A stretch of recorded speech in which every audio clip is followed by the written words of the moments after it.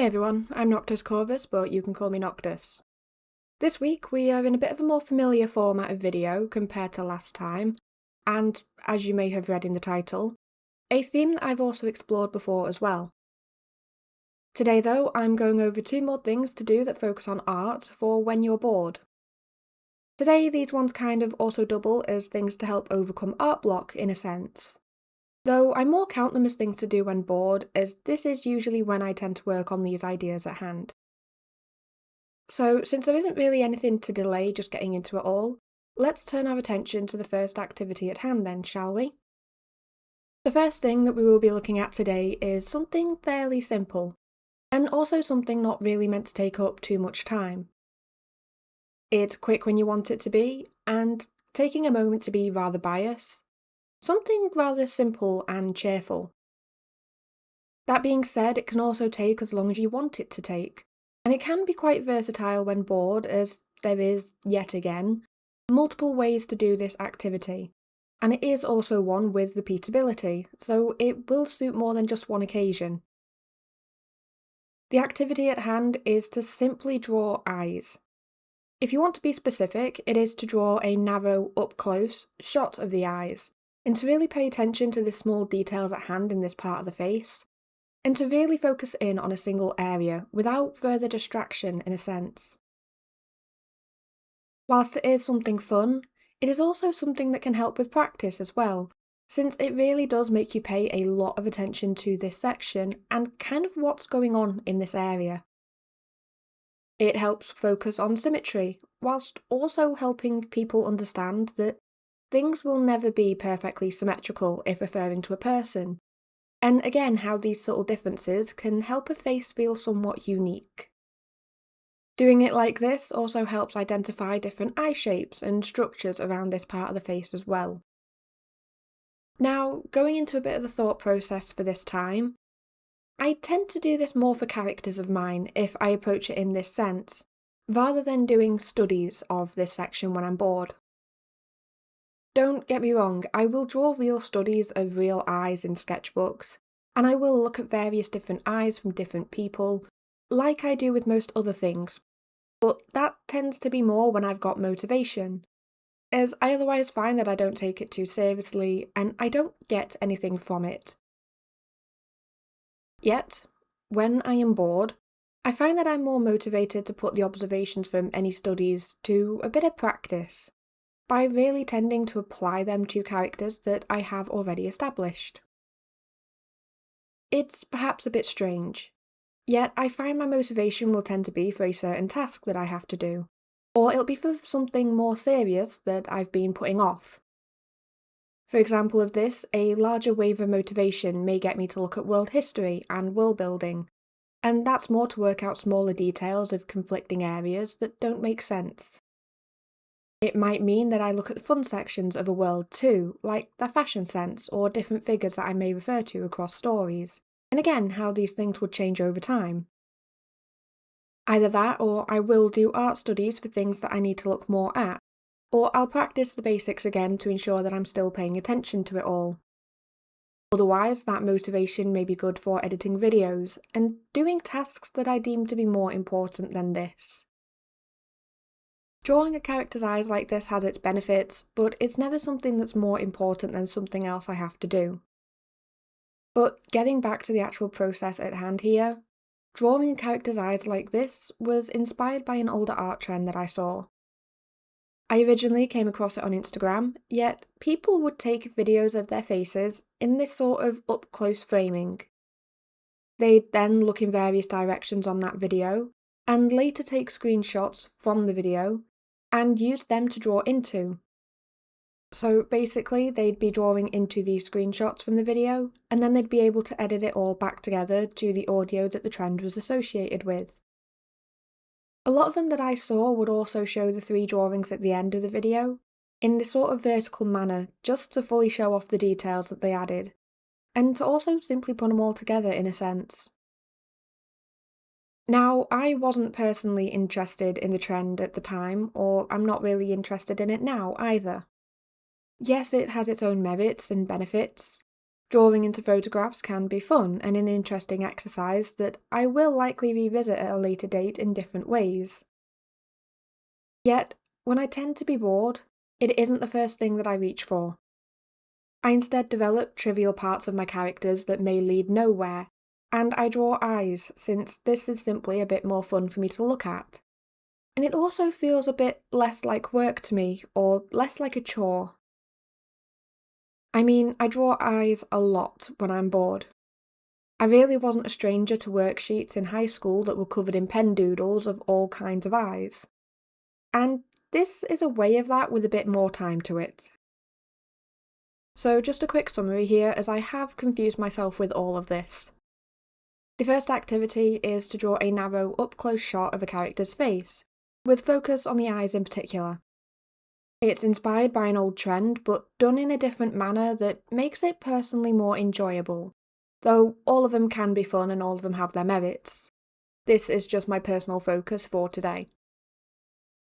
Anyway though, that aside, let's look at the drawing itself and what I did in terms of it, and in terms of thoughts when working on it. The first step to this is picking the characters.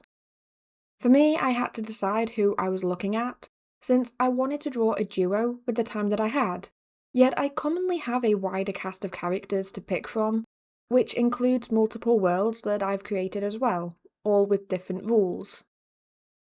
A single duo is a bit of a decision, as it means narrowing down pairs until there's only one that stands out for a specific instance.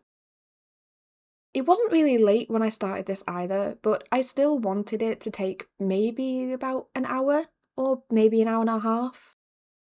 Which kind of meant that I knew that 2 people would be the perfect number. And I still had things to do later in the day, meaning that I couldn't exactly repeat this idea all day until I'd drawn all of the duos that kind of made it to the final rounds of decisions.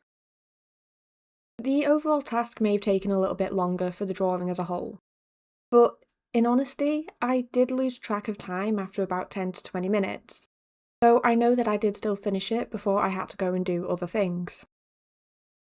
See, I eventually settled on these twin characters of mine for a couple of reasons. Mainly, it was the fact that they were interesting to explore, since there are a lot of layers to them, which are also so central to their world and their story as a whole. These two differ from one another in countless ways, yet in the same breath, are very similar through those differences. In terms of appearance, they again have a lot of similarities due to being related, yet besides that, would tend to present themselves in 2 very opposite ways. So when looking at their eyes alone, it would be an interesting thing to explore to see if I could fully convey this detail and how these characters are. For reference as well, as I will be using their names in this, the top half of the drawing is a character called David. He is a sort of secondary character depending on the section of the story. And the bottom half is North, a character that I also used in the first half of this video and the first video in this series, as she's a character that I commonly refer back to when bored, since she is the world's main character. Basically though, these 2 characters are meant to mirror one another in many ways. Some are more obvious than others, their age is obviously the same, and some of their physical appearances tend to overlap.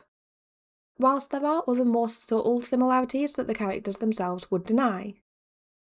They may be twins, but they're not close siblings, and they tend to spend most of their time in competition or with tension between them, that neither fully understands as they lack the full story that the other one has. And they do tend to think of themselves as opposite with nothing in common to sort of act as a middle ground. Now, to fully explain their story would take longer than I have, so for sake of explaining where I went with this drawing, I'm going to focus instead on certain parts of their characters, and how it actually tied in with the drawing in this sense. To explain how it plays into every character and interaction is, again, a task that I lack the time for. So I'm just going to be talking about this in a drawing sense then, and worrying about everything else at another point. The first mirror is that both of these characters are rather skilled in the magic that they possess. It is a very defining part of them for both characters, as it does cause a lot of the plot to unfold in the manner that it does. In a sense, for very different reasons. The magic they use is part of the inciting incident for both of them, and it starts most of the changes that they would undergo later. It's a trait that, in the story, they are kind of known for in different regards, and adds slight details to their appearances as well. For North, this is the lilac that I accent her half with, and the hints of it in her eyes.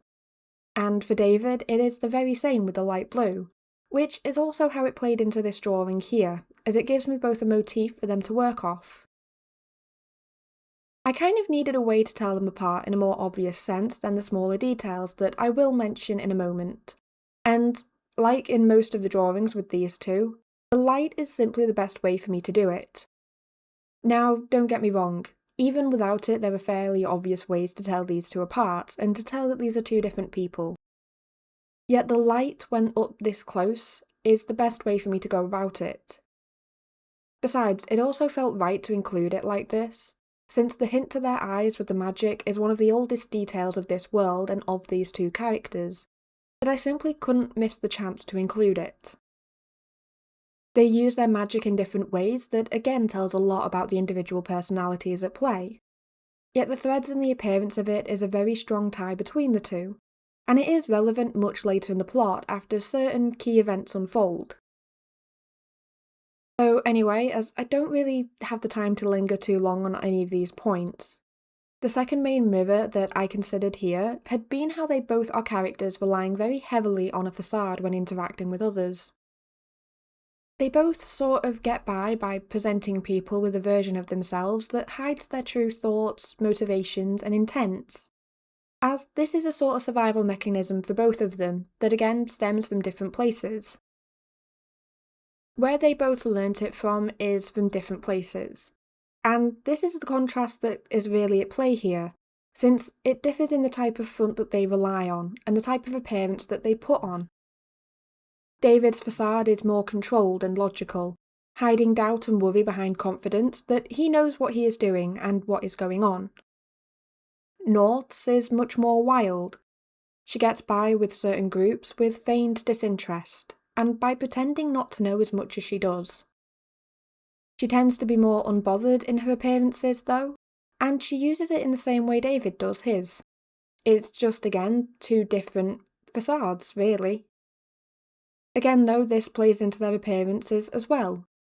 In terms of artistic style, I tend to make David's features a bit sharper, to present his facade, whilst North's is usually a mix of sharp and slightly rounder elements. Mainly here it came into play with the eye shape. The other key way that I present this contrast is by clothes normally and body language in drawings, but that isn't exactly too relevant here. The most that it otherwise played into the choices made at hand here had kind of been to give David more pronounced eye bags than North, as if he's working hard to keep up his image of himself. North's really doesn't need the same level of effort for its upkeep, and it is reasonable that she would also have eye bags and be tired, but not to the same effect of David, which is kind of why I made this choice. Now, finally though, I didn't want them entirely different. They mirror and they contrast. At a glance they are actually more opposite than it seems, and this is an intentional choice. But naturally they still share a lot of traits from sharing parents, and I don't want them to look entirely disconnected at a glance. It's a balance, really, making them unique and yet related. But this is then where most of the colour palette came into play. The most notable of these are their hair and their eyes. Brown hair and brown eyes for the both of them is one of their older traits, though they have swapped and changed in these variants over time. Originally, David's hair was darker of the two of them, as it was a trait that made him closer to their father. His eyes were also slightly different, a bit more of a hazel hint to it in some developments, yet I figured that I would change it to what it is now. North's design suited the darker hair of the two of them, and David's being a few tones lighter also nodded towards other genetics at play. It had a bit more narrative impact as well for North to have a closer resemblance to her father, for many, many complicated plot reasons. And David didn't have the same impact. He may look like them, yes, but he's more of a mix of both parents, which is definitely more evident in a full body image. And don't get me wrong, I could have absolutely have them both share the same hair colour, but I still wanted there to be the slight differences, and not to just have them look like a gender swap version of each other. Anyway though, we are out of time for this drawing, and we should be swiftly moving into the next one any moment now. So let's turn our attention to activity 2 of today. So this one is actually going to be another idea that is inspired by older art trends, though it can be argued that this one is still and always will be ongoing. If you search on social media for original character generators, better known as OC generators, there are usually a lot that comes up that are made by other artists to draw and inspire. Naturally, there are also generators online made by other artists that give you a more written prompt, but I find that being bored can sometimes mean that a visual idea are kind of a bit of a better starting point for me personally. The videos people make for social media will usually have a doodle or a drawing with the actual prompts in them that can help spark ideas, whereas the benefit of an online generator is that they can typically give you a more variety of ideas and different kinds of ideas. Online you can also get generators for environments and scenes as well as characters, though today we're looking at the social media original character generators, and I may probably come back to online prompts and such another day. Anyway, there are typically two types of generators at hand that I saw when searching for them. The first is a pause style, where you're meant to stop the video at various points, or screenshot the video for each section of the prompt, just to kind of create a list of random requirements to then work off.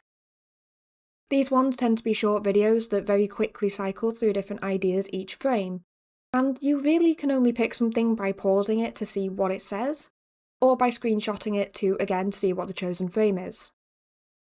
This style of generator can cover various sections of the characters too, such as hairstyle, hair colour, eye colour, accessories, eye shapes, and many more details that help build up a sense of something to then work with. I think personally the joys of these generators is that if you find one that you like, you can really use it countless times. The combinations will often be different, and there's so many outcomes that you get to work with, or many ways to take prompts that are given to you. I personally tend to prefer these ones for their repeatability when I'm bored, as I also find that I can use these to quickly sketch a wider range of ideas if I don't want to do a single full rendered drawing. Now, the other kind of these generators is the based on the artist variant, as I tend to refer to them. These are audios on a video where it sets up a list of options based on questions about yourself. These can be things like the hair length being based on if you have siblings or not, or how many you have. And the hair colour could be chosen based on if you have pets. And even then, these tend to have a bit of a wider range of movement in them. So it'll be something like natural hair colour if you have a dog, unnatural hair colour if you have a cat, or something else if you have none. These ones tend to move at a much slower pace, and often start out with the artist laying out how they answer the questions, and what it means for the traits that have to be included. Of the two variants, I personally don't use these ones. I can't say I ever have worked from one. They tend to create a single character, which isn't an issue, but can grow boring if I simply want to sketch characters and not develop a whole drawing. Also, just personally, I don't always like the questions that are asked, so I tend to opt for the pause style of these formats. I mean, to do one of these based on the artist style, I would likely be breaking the rules anyway, as there would be a few times that I would adjust the questions, or simply ignore a couple of them that I would rather not answer or include. But I'm not here to rant about this or that. Obviously, the final option that I mentioned as well are the online sites with generators made by people that will give you a prompt or an idea in that sense. Again though, I like the visual starting point when bored, so here we are. So for this video, I used the Pause OC generator by Pasatoru-chan on Instagram. I very likely butchered the name a few times, yet this is a generator that I've used a few times before for various results. There will be a link in the description to their Instagram page if people want to use it, or to simply check them out. I have also put their username on screen, alongside the results that I got. Their generator will give prompts for eye shape, brow shape, eye colour, a feature 1 and feature 2, hair colour and hairstyle. These are quite basic points that help grow the character and are simple parameters that can be interpreted multiple ways. For an example of this, I got elf ears and stars for my 2 features, which meant that I could include them however I wanted to when I looked into my early ideas. Now, for me, these 2 are really the main prompts that gave me the theme of the drawing overall. I felt that, all things considered, I could quite easily include the other prompts to most styles and settings, maybe with a little bit of work. Again, something that I see as part of the charm to these sorts of generators. In a sense, I could also adapt stars and the ears to most settings as well, and to kind of work with it how I best saw fit. Yet I wanted to kind of lean into the stars and to create something dreamy in a sense. I had this idea to include the clouds around the figure holding a star, something simple in composition that I could also draw in reasonable time, without getting frustrated by the overall idea as well. I mean, for today I wasn't putting in too much thought into the things around the character in a sense, but I was focused more on creating this character that includes all of the points for now, and just having fun as I did it. I liked the cloud idea, and I knew that it wouldn't take too long to include, while still leaving the character as the main focus, that I kind of went ahead with it. It's then where this figure took on a lot that it came to be though. I had them holding the star, and I dotted more around the composition as needed, sort of picturing this as a character that they'd orbit around sort of, just so I could say that I included them thoroughly. They also made a really nice accent, so I had no issue including them. I then figured that I could then include the hairstyle into this idea of the layout as needed, and I could kind of have it sort of wildly framing the character and kind of moving as if it's less affected by gravity in this piece. It still makes sense, don't get me wrong, but the pigtail style that I got given by chance sort of worked to favour this layout, as it helped me frame the main focal point and bring it all together. By this I mean that it could move in a way that the hair is a large portion of the image and the layout, something that I could really have fun with and experiment with, since it was a parameter to work within, yet it also wouldn't get in the way down the line. The style I got would already have given me quite the split in the image, given that they're pigtails, so I kind of felt more inclined to fully lean into this without worrying about the overall effect being lost by the hair in the background. I actually feel that a style with loose hair may have not worked so well for this, so I really kind of took the chance with the one that I had been given by Lot and just went all in with it. Beyond that, it was just fun. I rarely tend to draw pigtails, as I don't really have too many characters that they would make sense with. Maybe there are 1 or 2 who are kind of still in development, which may suit it, but at the moment I don't really have much of a chance to draw this. So the generator in a way kind of nudged me slightly beyond my comfort zone, whilst I was still mostly familiar with it. So to clarify though, I took the prompts given and I made sure that they were included in spirit at the very least. It may have shown me a halo of stars in the drawn prompt, yet the written prompt had been stars, with the image as a starting point. The pigtails were then very much like this, where it gave me a style but not a length. So doing this really long and exaggerated pigtails were still within the parameters set for me, as there wasn't really anything that dedicated length to it. Now, if the generator had given me a pixie cut, then that is an entirely different story. Yet this one had wiggle room that I fully took advantage of, and I enjoyed it, having it frame the image, and just letting the strands flow. Though in saying this, the hair colour is another section of the generator that I used to my advantage in this situation. I had already planned for it to frame the image, knowing that I had to include the gradient effect as the colouring of the hair.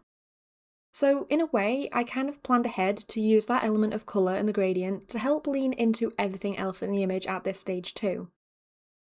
The white would help tie into the space theme, the lilac would also add hints of this as well if I worked with it in the right manner. But the colour shift towards the centre of the head and kind of going white at the roots would also help guide the eye across the hair. but the colour shift with white at the roots would also help guide the eye kind of either down the hair, away from the figure, or back in towards the figure with how it was laid out. I think, if anything, that was a perk of the situation. I knew the starting points of the palette, and I kind of knew what I would almost have to work with unavoidably. I couldn't change the hair colour as it was part of the generated parameters, so I had to work with it and plan ahead. In the same breath, I couldn't change what I had for the eyes, so I also had to work that in and plan the rest of the palette to make all of this make sense in context. This is then kind of why I went with a more unnatural skin tone. I wanted it to be more space themed and to read more as an unusual creature with the elf ears at hand too. This explained the hair and the eyes, whilst also pushing hints of the wanted theme as well, with it still being within my choice. I was also pretty neutral as a choice in the end when all things were considered, so it gave me more variation for the clothes and accessories in the image as well. Yet moving swiftly into the other prompts, eyebrows and the eye shape didn't really decide much. It may have given me a slight impression to work with and a starting point, yet I could have done anything with it. The only definitive that came too far into play had been the eye colour. And really, of everything, this was probably the largest curveball present that I got given. I've watched the generator multiple times, have used it once or twice before, as a kind of test for this idea before adding it to my board list. Yet I didn't realise that it had this option for the eyes at any point in time, since I've never really gotten it before as an option. I was doing space, and I would have a lot of purples present, and the white tied into that rather well. The red and the pink were similar. It was workable, but not really my first choice for a character like this. I sort of knew going into it that I would have to include hints of these colours elsewhere in the drawing for it to make sense and for it to work, but multiple times I kind of wished that I'd gotten some other eye colour for this idea. I sometimes even wished that I had a plain colour at times, or something that drew less attention overall. If they both were red, I could work with it. If they were both pink, I could work with it a bit easier. But I didn't get that, so I had to make it work. And I do think with all of that being said that I did make it work. Some of the sections generated didn't really give me too much hindrance, and they were more something simply included. The eye shape was kind of what I normally do, and the eyebrows weren't showing too much by the fringe that I got when I'd sketched it out. The features I got worked really well together, and the stars sort of gave me a central theme that I could easily work with and tie everything into and not have too many issues. The hair colour was quite kind and it fit into this, and with a bit of work from accessories, the eye colour eventually worked for it as well. And it kind of in the end didn't take away from any other sections. I was able to tie it in via accessories, and by the end it doesn't even stand out too much. The hairstyle was fun, and it kind of made me want to consider a few characters that it would work for otherwise, so I may be able to draw it more in the future. And everything kind of came together through different sketches and ideas. And really the true joy of this task? When bored, it can simply give a range of starting points for a sketch. It kind of gives you a bullet point of ideas, and you can always keep going with the generator to kind of give you a handful of characters at once that never go any further than a sketch. Or you end up with a fully developed character based on the time at hand. It can be quick, or it can take hours if you have those to spare. And in the end, it's an exercise of creativity before all else. You can have fun seeing how you interpret the starting points and all the different ways it could go, as there isn't a single way to take it. I went this way with space and stars, but I didn't have to. For example, there is still an earlier version of this sketch where I had gone more for a fantasy route with this character, and the figure was instead from a desert community that had stars in their motif. I didn't go down that route, but the ideas are now sat in the sketchbook for another time, that I may need it later down the line. It sits there thanks to this moment, and I can rely on them whenever I need it. And the true joy here is that there isn't a right or wrong way to see it or to do it. And personally, you can be as loose with the rules as you may want to be to see how the results vary. So with all of that said and done, I actually enjoyed these drawings as something simple and easy that can also be rather fun as they don't take up too much time. The first activity can be explored multiple times with different characters, or it can be done for the same character at multiple points of their life, if that would be anything for people to try as well. I haven't done the latter before, but now that I've thought of it for this script, I might be willing to try it myself. As for the second activity, the results are rarely going to be the same. There are multiple different generators out there, and there are different types of them as well.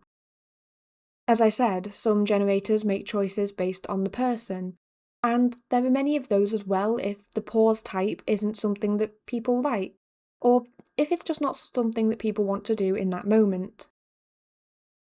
This time I had fun with it, and I ended up with a character that I would reasonably draw anyway, but without too much of the doubt around it or the worries over the simplicity of it. I had the prompt and I could sketch all that I wanted to without worry or without having to focus too much on different ideas. But there are still many things out there to help cure boredom that have to do with art. This isn't the end of this series, since there are many ideas still on the list that I use beyond this too. So stay tuned for the next time that I do this. Until then, have a wonderful day, week, or whatever, and thank you so much for watching. Until next time, goodbye!